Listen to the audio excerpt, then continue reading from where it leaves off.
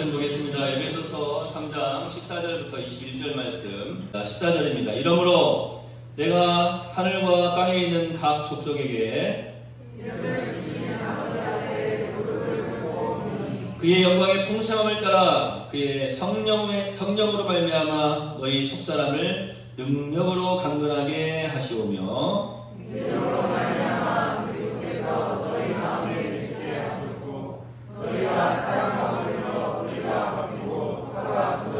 너희 모든 성도와 함께 지식에 넘치는 그리스도의 사랑을 알고 그 너비와 길이와 높이와 깊이가 어떠하느냐 하나님의 모든 충만하신 것으로 너희에게 충만하게 하시길 바랍니다. 우리 가운데서 역사하시는 능력대로 우리가 구하거나 생각하는 모든 것에서 더 넘치도록 능히 하실 이에게 교회 안에서와 그리스도 예수 안에서 영광이 대대로 영원 무궁하기를 원합니다. 아멘. 우리 옆에 계신 분들 바라보시죠. 말씀 듣고 은혜 받으세요.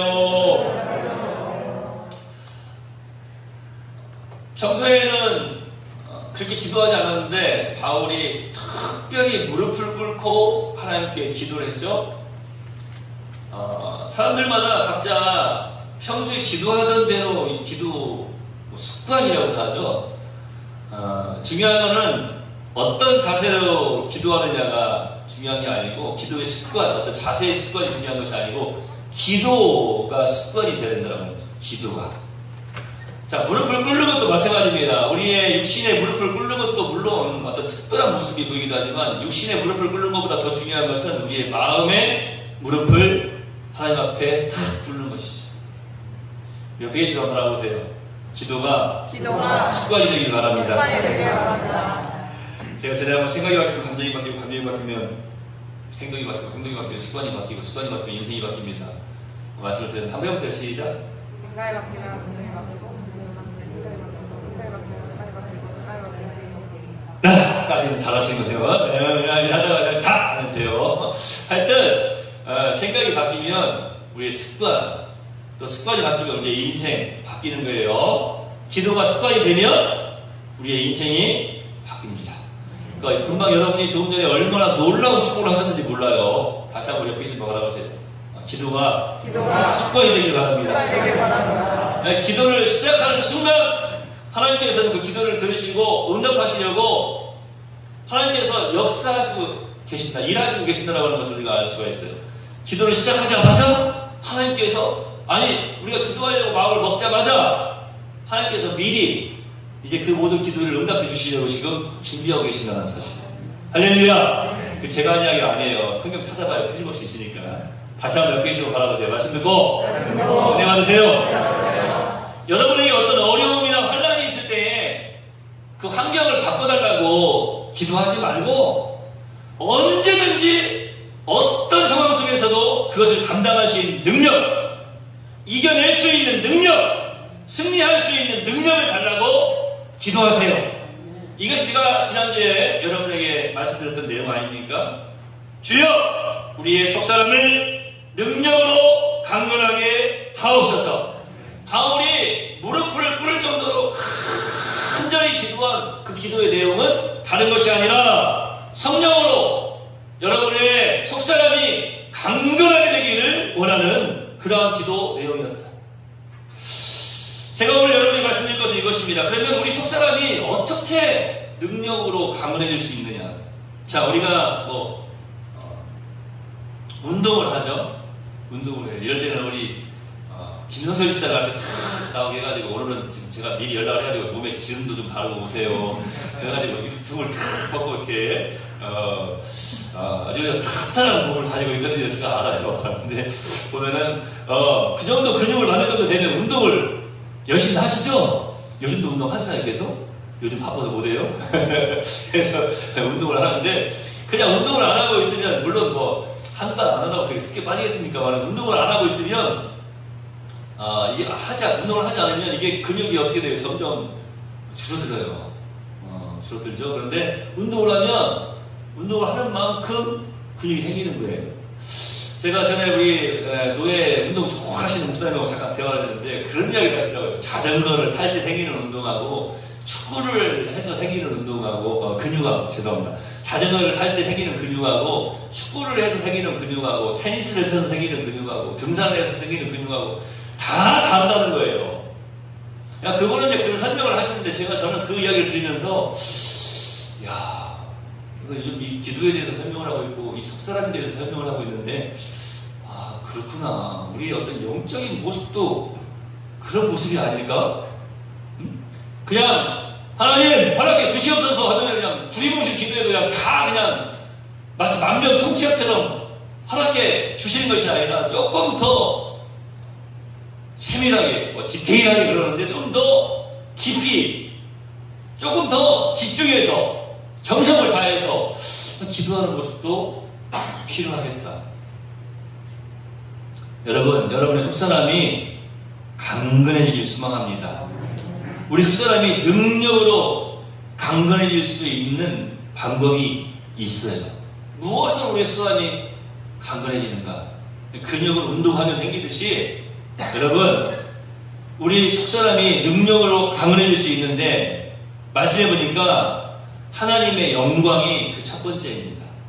그 영광의 풍성함을 따라서 강건해진다. 이걸 좀 설명을 해드려야 될 것 같아요. 이 말씀은 영광의 하나님께서 우리 속사람을 능력으로 강건케 하실 수 있다라는 말씀입니다. 우리가 믿는 하나님은 영광의 하나님이십니다. 구약시대에 하나님은 늘 영광 가운데 그의 백성들 앞에 모습을 드러내셨고 또 그 백성들 가운데 임재하셨습니다. 우리가 잘 알고 있는 모세가 그런 기도를 하지 않습니까? 원컨대 주의 영광을 나에게 보여주세요. 그런데 하나님 보고 싶어요. 하나님의 그 영광을 좀 저에게 보여주세요. 이렇게 기도를 하니까 하나님께서 그에게 영광을 보여주셨는데 참 재미난 모습이 거기에 드러나고 있죠. 출애굽기 33장에 보면은 내 영광이 지나갈 때에 내가 너를 반석 틈에 두고 내가 다 지나가도록 내 손으로 너를 덮었다가 이런 표현을 사용하십니다. 모세가 광야 40년 동안 지치지 않고 자신을 지탱할 수 있었던 힘, 그 힘은 바로 오늘 이 자리에서 그에게 부여된 거예요. 그게 놀라운 것은 사람이 하나님의 영광을요, 하나님을 그냥 직접 볼 수가 없는 거예요. 그 하나님의 영광을 스스로 감당할 수가 없는 거예요. 우리 하나님 너무나 그걸 잘 알고 계시기 때문에 내 영광이 지나갈 때에 너를 반석 틈에 두고 내가 지나가도록 다 지나도록 내 손으로 너를 덮었다가 이런 표현을 사용을 하시는 것입니다. 그러니까 이 하나님의 영광이 된다고 그랬는데 사실은 이 영광을 허락하시는 것도 하나님이세요. 자, 우리가 이제 신학적인 용어를 살펴보면은 우리가 신학을 할 때 우리가 하나님에 대한 지식이라고 있어요. 하나님에 대한 지식. 우리가 하나님을 어떻게 알 수 있느냐, 얼마큼 알 수 있느냐.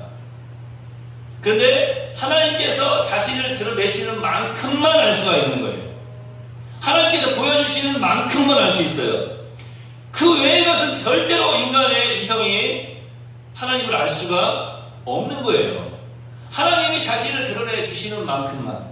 물론 그 이제 드러내시는 부분은 일반 계시도 있고 특별 계시도 있지만 일반 계시라고 하는 것은 뭡니까? 세상 모든 만물을 통해서도 사람들을 통해서도 모든 우주를 통해서 우리에게 자신을 드러내시기도 하죠. 그런데 특별 계시는 바로 하나님의 말씀이죠. 성경 말씀. 근데 하나님께서 자신을 드러내시는 만큼만 우리는 하나님을 알 수 있는데 이 영광도 마찬가지예요. 자, 모세가 40년 동안 지치지 않고 자신을 지탱할 수 있었고 하나님께서 기뻐하시는 사역을 감당할 수 있었던 것 바로 하나님의 영광을 경험했기 때문에 그럽니다. 우리 예수님에게 12제자가 있지 않았습니까? 그런데 우리가 성경을 보면 다른 제자들이 질투할 정도로 예수님께서 특별히 아꼈던 사랑했던 제자들이 있어요. 담이야, 그게 누굴까? 우리 학생들 성경 공부 많이 요즘 하고 있죠?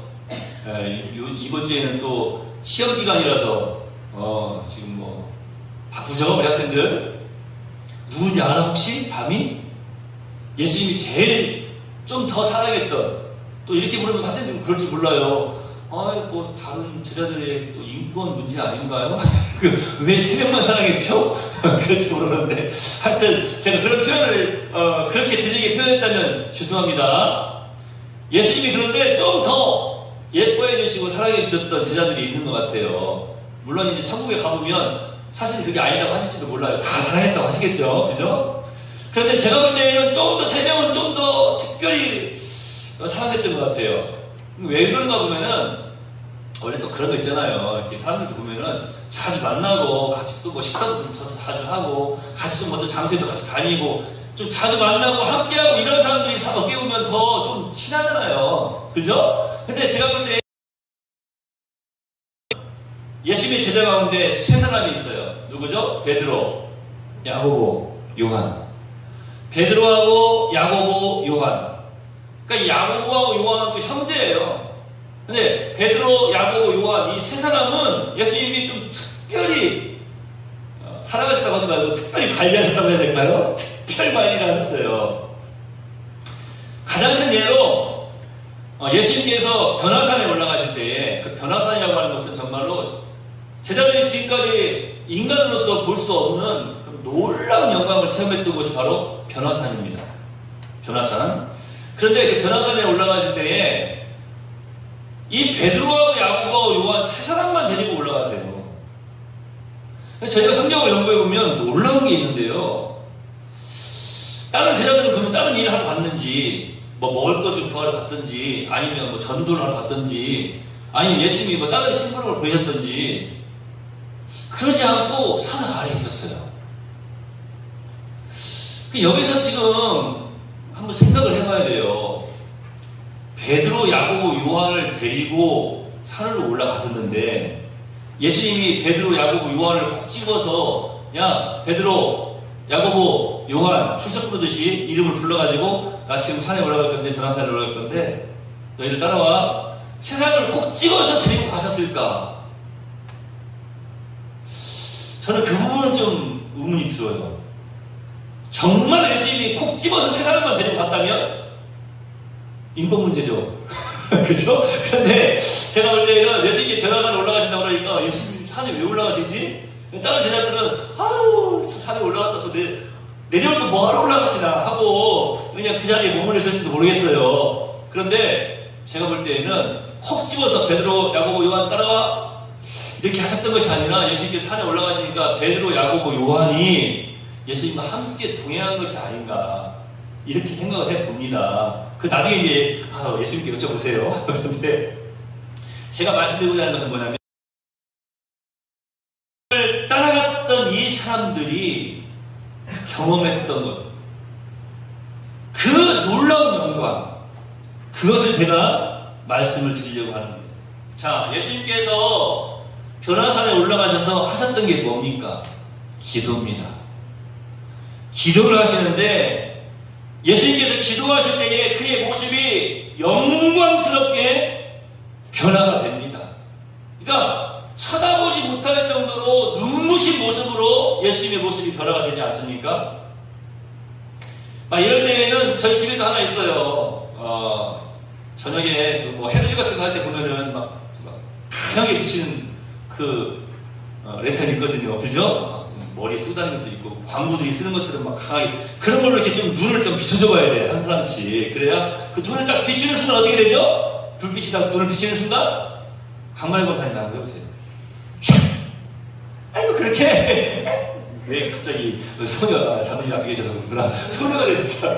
이렇게 아니에요. 눈이 딱 비추는 순간 어떻게 됩니까? 그냥 이렇게 하는 게 아니라 정말로 막 이렇게 피하지 않습니까? 너무나 눈에서 이렇게 하잖아요. 이렇게 예쁘게 하시는 게 아니고 빛이 팍 비치는 순간. 그런데 기도하실 때 예수님의 모습은 제자들이 감히 이렇게 눈을 들어서 볼 수 없는 그런 영광의 모습, 그 빛나는 모습, 찬란한 모습을 보는 거죠.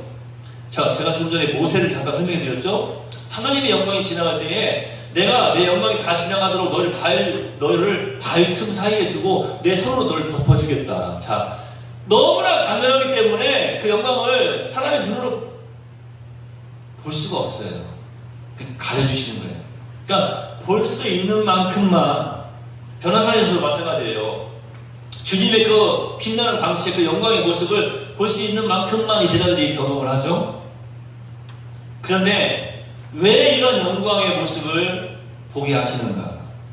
앞으로 그들에게 감당해야 될 놀라운 사명이 그들을 기다리고 있기 때문에 그러는 거예요. 제가 지금 무슨 말씀을 드리는 거 아시겠습니까, 여러분?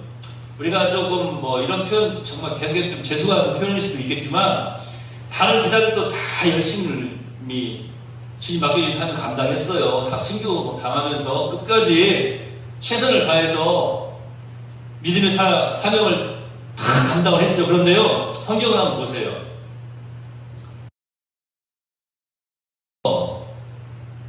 예수님과 함께 있으면서 그 영광을 체험했던 사람들하고 제자들하고는 그 모습이 달라요. 그토록 핍박을 받고 고통을 당하면서 그 고통을 이길 수 있었던 것, 그것은 다른 데 있는 것이 아니라 주님의 영광을 그들이 체험했기 때문에 그렇습니다. 우리 성도님들 가운데 우리 어르신들, 특별히 우리 어르신들 이 시간에 축복합니다. 주님의 영광을 체험하시기 바랍니다. 여러분, 주님의 영광을 체험하지 못하는 세상 사람들의 모습을 보면요, 그분들이 항상 첫 번째로 하시는 말씀을 보면은 굉장히 우울감에 많이 빠져있는 것 같으시더라고요. 우울감에.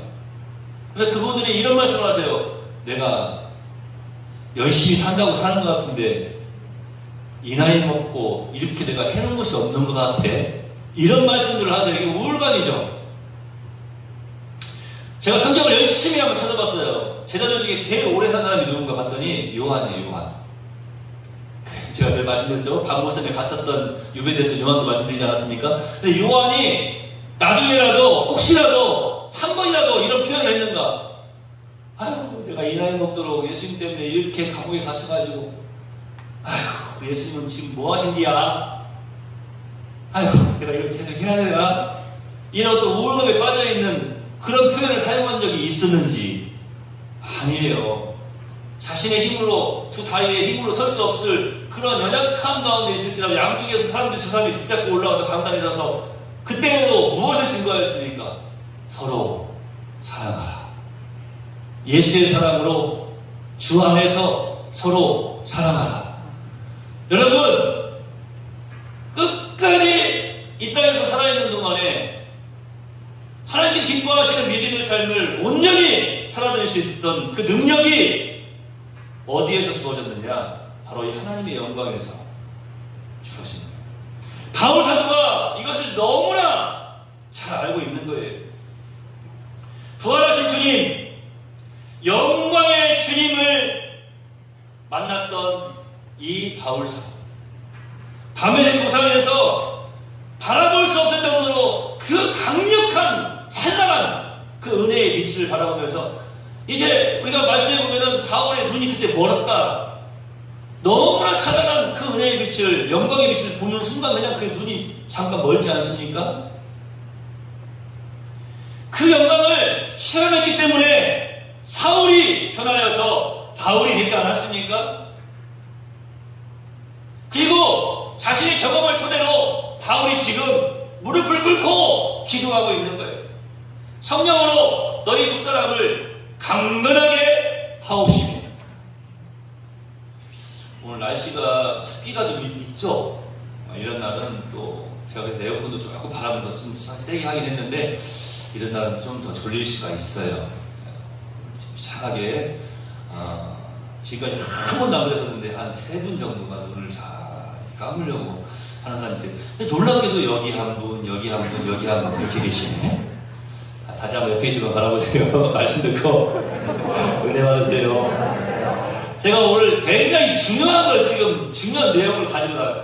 사실 이런 거예요. 설교자가 이럴 때 고민이 많이 돼요. 어떤 신학적인 내용을 감전하여 설교에.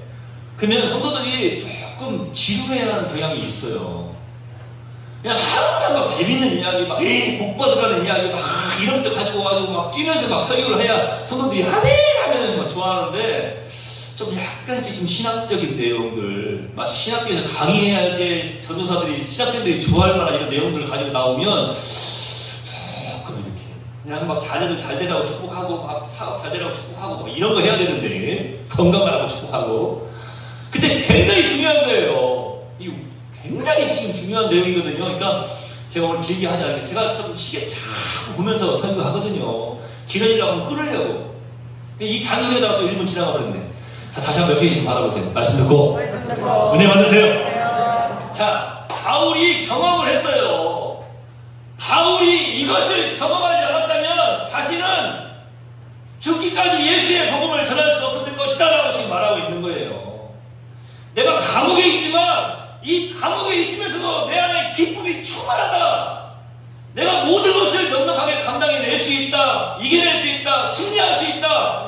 이것을 지금 고백하는 것은 내가 그 경험을 했기 때문이다. 어떤 경험이냐? 바로 그 하나님의 영광. 부활하신 우리 예수님의 그 영광, 그 영광의 빛을 내가 봤기 때문에 그렇다라고 고백하고 있는 거예요. 그래서 첫 번째로 무릎을 꿇고 간절히 기도하는 그 기도의 내용이 너희 속사람을 성령의 능력으로 강건하게 하시기 원하노라. 우리의 속사람이 어떻게 성령의 능력으로 강건해지느냐? 어떻게 우리 속사람이 능력으로 강한 사람이 될 수 있느냐? 바로 하나님의 영광으로 말미암는 것이다. 여러분, 이 반대되는 이야기가 또 하나 있어요. 제가 전에 한번 구약에 있는 이 본문의 말씀을 설명을 해드리면서 그 이가 그 이씨가 아니다라고 말씀드렸어요. 예, 제가 이영채가 아닙니까? 자, 뭡니까? 이가봇 그러면 꼭 뭐 이름 같아요. 이가봇. 근데 제가 해보니까 전주 이씨나 뭐 무슨 이씨 그런 이씨는 아니더라고요. 그 이가봇이라고 하는 말이 무슨 말이냐면 히브리어로 이가봇, 야 발음 그대로예요. 이가봇인데 이가봇은 뭡니까? 하나님의 영광이 떠났다고 하는 말이에요. 그래서 제가 살펴보니까 여러분 잘 들어보세요. 하나님의 영광이 떠났던 그 시대가 어떤 시대입니까? 엘리 제사장 시대예요. 이스라엘이 멸망을 당할 때. 여러분, 엘리 제사장, 이 엘리라고 하는 제사장이 있었던 그 시기, 그리고 이스라엘이 멸망을 당할 때. 자, 이스라엘 백성들이 멸망을 왜 당하죠? 제가 얼마 전에 며칠 전에 말씀드리지 않았습니까? 이스라엘 백성들이 멸망을 당하는 이유가 뭐죠? 하나님을 어떻게 무시했어요? 거기까지 마세요, 여러분들. 제가 할게요. 하나님을 무시했는데 진짜 개무시했죠. 하나님 말씀을 듣지 않았어요. 그리고 우상을 섬겼어요. 하나님 미워하시는 일만 골라 했어요. 그러니까 그들이 멸망을 당하지 않았습니까? 그런데 엘리 제사장이라고 하는 사람이 나와요. 자, 보세요. 이스라엘이 멸망하기 전에 하나님이 징조를 보여주세요. 우리 네월교회가 혹시 멸망하기 전에 그런 일이 없겠지만 멸망하기 전에 하나 징조가 생긴다는 게 뭐냐면 이영철 목사가 타락하는 거예요. 이 나라의 교회가, 우리 대한민국의 교회가 멸망하게 되는 그 모습이 첫 번째 어디서 드러나느냐? 목회자들이 타락하는 거예요. 엘리 제사장이 하나님께 예배드림을 소홀히 하고 하나님께 제사를 드림을 소홀히 하고 제사장으로서의 사명을 감당하지 아니하고 타락하였을 때에 자신이 원하는 고기를 취하고 자신의 이익을 취하고 자신의 자녀들의 잘못된 것을 덮어주고 눈 감아주고 하나님의 말씀 가운데서 그들을 치리하지 않고 다스리지 않고 타락했을 때 그때부터 시작되어지는 거예요. 사람들이 그렇게 생각했어요. 뭐 제사장도 저렇게 사는데 뭐 불법을 저지르면서 저렇게 사는데 뭐 이렇게 생각하게 된 거예요. 기독교인들도 저렇게 사는데 뭐 이렇게 생각을 하게 되면 이 나라가 멸망하는 겁니다. 그러니까 저와 여러분이 깨어있어야 돼요. 세상 사람들이 바라볼 때 아이고 교회 다니는 사람들도 뭐 별거 없네. 하나님 믿는 사람들이 뭐 저렇게 하는 거 보면 저 사람들이 믿는 하나님이 없는가 보네. 이렇게 세상 사람들이 생각하게 되면은 그때부터 이 나라가 위험해지는 거예요. 아니 이미 멸망의 길로 접어드는 겁니다. 여러분, 간곡히 부탁드립니다. 저와 여러분이 우리 예수님 만나는 그 순간까지 정말 단 한 번이라도 아니 뭐 저 사람 보니까 뭐 하나님 없는 것 같네, 이런 말 듣지 않고 살기를 소망합니다. 얼마나 놀라운 축복입니까 이게. 옆에서 말해봅시다. 우리 그렇게 삽시다. 멋지게. 어떻게 멋지게 삽니까? 하나님의 영광을 체험하는 삶을 살아야 돼요. 여러분, 하나님의 영광을 체험하면서 살아가면은요, 승리의 삶과 능력의 삶을 살 수가 있는데, 하나님의 영광이 떠나버린 이가봇의 삶, 죄악 가운데 살면 하나님의 영광이 떠나갑니다. 비참해지는 거예요. 처음엔 몰라요. 엘리 제사장도, 그 자녀들도, 그리고 이스라엘도 모릅니다. 그런데요, 하나님의 영광이 떠나가 버리니까 자녀들이 전쟁에 나가가지고 한꺼번에 하나님의 죽임을 당하지 않습니까? 그 소식을 들은 이 엘리 제사장도 몸이 비대했어요. 꼬꾸라져가지고 못하겠다, 꼬꾸라져가지고 목이 부러져 죽지 않습니까? 그러니까 그 아들, 첫째 아들의 그 엘리 제사장이 며느리죠. 아이를 낳아가지고 그 이름을 이가봇, 하나님의 영광이 떠났다라고 그렇게 표현하지 않습니까? 그만하겠습니다.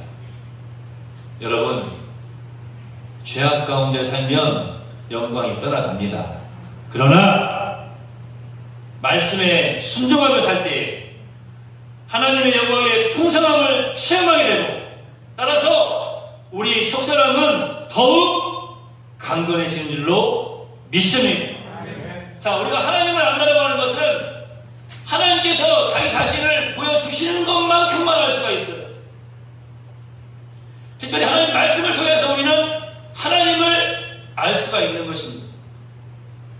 여러분, 더욱 하나님 말씀을 사모하시기 바랍니다. 일반 계시도 있어요. 우리의 모든 삶을 통해서 여러분, 이 아름다운 꽃을 보면서 이야, 하나님의 솜씨 참 놀랍다, 이런 생각 해보신 적 있으십니까? 제가 한 번씩 이렇게 뭐 자주는 아니지만 이렇게 길을 갔다가도 또 산을 이렇게 갔다가도 보면은 꽃이 피어 있는데 이렇게 막 많이 피어 있지 않아요. 어쩌다 한 송이 올라와 있잖아요. 그런데 그 어쩌다 한 송이 올라와 있는 꽃이 얼마나 이쁜지, 꽃이 이쁘다라고 하는 것을 알면 나이 든 것이다라고 그렇게 말씀하시는 분들이 계셔서 꽃이 하여튼 이쁘진 않고 좋아 보여요. 좋아 보이는데 저는 그냥 지나가요. 그런데 아내는 꼭 사진을 찍어요. 꼭 사진을 찍습니다. 제가 항상 하는 이야기가 있어요. 그걸 뭐 하려고 사진 찍어요? 너무 예쁘잖아요. 어머, 어쩜 이렇게 생겼니? 그렇게 말하면 알아들어요? 예쁘다. 뭐 제 이야기는 뭐 귀뚱으로도 안 듣고 계속 사진 찍으면서, 그러면서 이제 꼭 하는 이야기가 있죠. 우리 함께 합니다.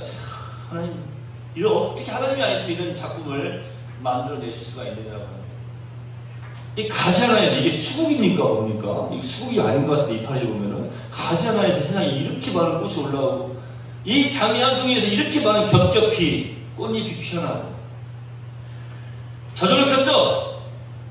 지가 알아서 이렇게 예쁘게, 그는 저절로 된 거예요. 그런데 여러분, 우리 하나님의 사람들의 시각은요, 여기서 달라져야 돼요. 꽃잎 한 겹 한 겹을 보면서, 이 하나하나 꽃잎을 보면서, 이 색깔들을 보면서 어떤 물감으로 이런 색깔을 낼 수가 있냐고요. 이런 색깔을 낼 수가 없어요. 여러분, 오늘 식사하시면서 여러분 그 탁자 위에 올라와 있는 꽃들을 보세요. 돈 주고 못 사는 꽃이에요. 꽃집에 가도 그런 꽃은 없어요. 한번 보세요. 어떤 꽃인지. 만약에 꽃집에 가서 그런 꽃을 찾았다, 그럼 제가 그분한테 1,000,000원 드리겠습니다. 그런 꽃은 없어요. 꽃집에는 없는 꽃이에요. 그런데 우리 들에는 많이 피어 있어요. 개망초라고. 근데 얼마나 예뻐요. 어떤 사람들은 그거를 계란꽃이라고 말해요. 계란꽃. 왜냐면 가운데가 노랗거든. 겉은 하얗고. 그래서 계란꽃, 개망초라고 하죠. 하나님의 솜씨 아니면 그것을 우리가 볼 수가 없는데 놀라운 것은 무엇인가 하면은 그것이 당연한 것으로 여겨버리는 사람들이 너무 많다. 우리의 일상들을 너무나 당연한 것으로 여겨버리는 사람들이 많다라고 하는 거예요. 여러분, 일반 계시를 통해서도 하나님의 말씀인 특별 계시를 통해서도 우리가 체험해야 될 것은 무엇인가 하면은 하나님의 영광의 풍성함입니다. 우리의 속사람은 하나님의 영광을 체험하게 될 때에 더욱더 강건해지는 거예요.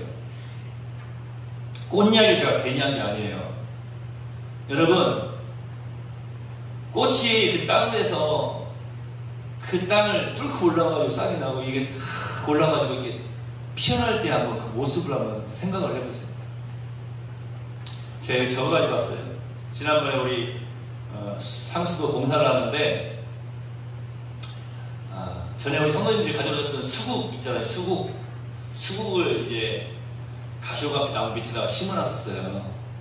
화분에 있는 거를 땅에다 심었어요. 근데 땅에다 심을 때 첫 번째는 우리 오경수 권사님 밭에다가 심었다가 거기서 조금 자란 다음에 1차적으로 자란 다음에 다시 이제 옮겨서 찾아서 잘 자라고 지금 이제 예쁘게 자라서 이파리가 막 나오고 조금씩 이제 꽃이 피어 올라오려고 하는 그 순간이 됐어요. 그런데 와가지고 마당 작업을 하면서 포크레인이 땅을 파가지고 거기다가 탁 얹어버린 거예요. 그러니까 이 수국이 어떻게 됐어요? 야, 그 무거운 돌에 흙에 다 묻혀가지고 흔적도 없이 사라져버린 거예요. 그러니까 아내가 내 수국! 그랬단 말이에요.